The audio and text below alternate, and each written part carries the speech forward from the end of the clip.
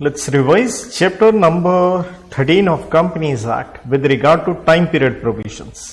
Chapter 13 में जो time period से रिलेटेड प्रोविजंस हैं हम वो रिवाइज करने वाले हैं, जिसका नाम है appointment and remuneration of managerial personnel from section 196 till 205।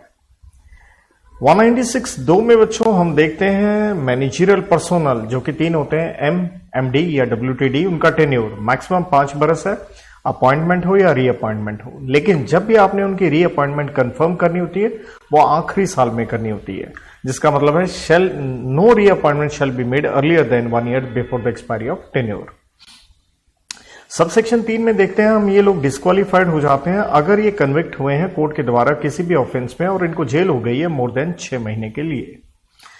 Subsection 4 red with rule number 3 में हम पढ़ते हैं, जैसे ये लोग अपॉइंट होते हैं एक रिटर्न हमें फाइल करनी होती है MR1 में आरओसी के पास करनी होती है, अगर ऑब्वियसली आपने अपॉइंटमेंट किया है एज पर schedule number 5 within 60 days of appointment. लेकिन section 201 read with rule number 7 हम पढ़ते हैं, जब आप शेड्यूल 5 का कंप्लायंस नहीं कर पा रहे हैं तो आपको एक अप्रूवल लेनी होती है सेंट्रल गवर्नमेंट से, जिसके लिए आप एप्लीकेशन उन्हें देते हैं MR2 में। अगर शेड्यूल 5 का कंप्लायंस नहीं हो रहा है तो विद इन 90 डेज, तो 90 डेज का यहां टाइम पीरियड है। ऐसे शेड्यूल नंबर 5 के पार्ट 1 में हम कंडीशन पढ़ते हैं कि ऑब्वियसली आप क्या होने चाहिए, रेजिडेंट होने चाहिए। और रेजिडेंट का मतलब क्या है, अगर आप भारत में हैं कम से कम 12 महीने कहा, immediately preceding the date of his appointment, 12 महीने आप इंडिया में कम से कम होने चाहिए। 179 सबसेक्शन 9 एंड 10 में पढ़ते हैं कि आपने अगर इनको एक्स्ट्रा रेम्यूनरेशन दे दी गई है, ये रिफंड करेंगे 2 बरस के भीतर या लेसर पीरियड जो कंपनी ने बताया, तब तक ये अपने पास पैसा ट्रस्ट के रूप में रखेंगे और कंपनी ये एक्स्ट्रा पैसा वेव भी कर सकती है प्रोवाइडेड वो SR पास कर दे 2 साल के भीतर। लेकिन अगर कुछ क्रेडिटर्स बैंक वगैरह का आउटस्टैंडिंग डिफॉल्ट है तो उनकी प्रायर अप्रूवल भी लेनी पड़ती है, तो टाइम पीरियड 2 साल है यहाँ पे। सेक्शन 2 पार्ट 2 ऑफ शेड्यूल 5 हम पढ़ते हैं कि अगर प्रॉफिट नहीं है, लॉसेज हैं या इनएडिक्वेट हैं, तो भी हम रेम्यूनरेशन दे सकते हैं on the basis of effective capital, जहां हम कहते हैं कि आपको OR पास करना होगा और ये आप उससे ज्यादा भी दे सकते हो जो लिमिट्स हैं, प्रोवाइडेड आपने क्या पास किया है, SR पास किया है।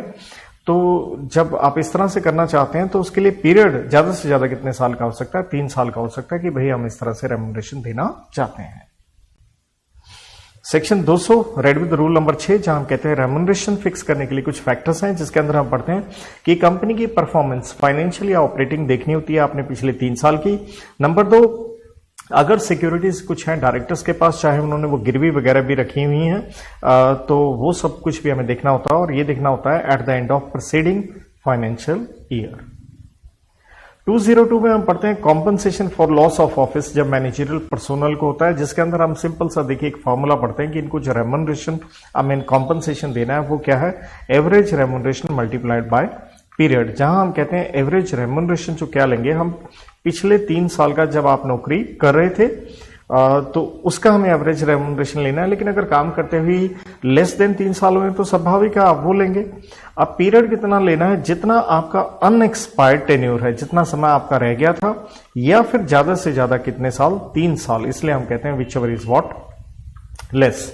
तो इसलिए यहां पे टाइम पीरियड देखिए 2 आ जाते हैं, 3 साल वाला और 3 साल वाला ये लिख के दिया है। और इसी के अंदर हम पढ़ते हैं कि कॉम्पनसेशन नहीं देंगे अगर कंपनी का वाइंडिंग अप हो जाता है जब आपकी नौकरी छोड़ने से पहले या नौकरी छोड़ने के 12 महीने के भीतर, तो 12 महीने का टाइम पीरियड।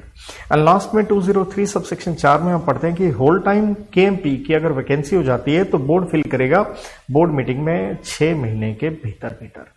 तो इसके साथ मेरी तरफ से ये टाइम पीरियड की रिवीजन समाप्त होती है। God bless.